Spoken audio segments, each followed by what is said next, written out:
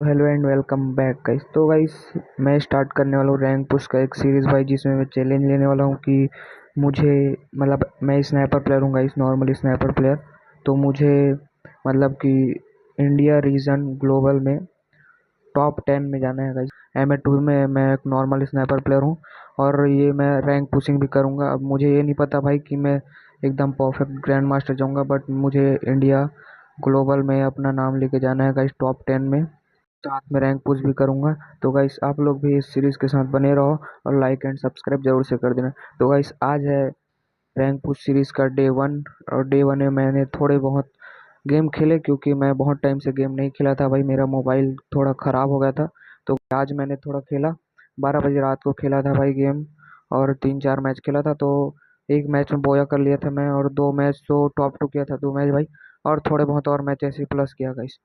तो गाइस मिलते हैं डे 2 को।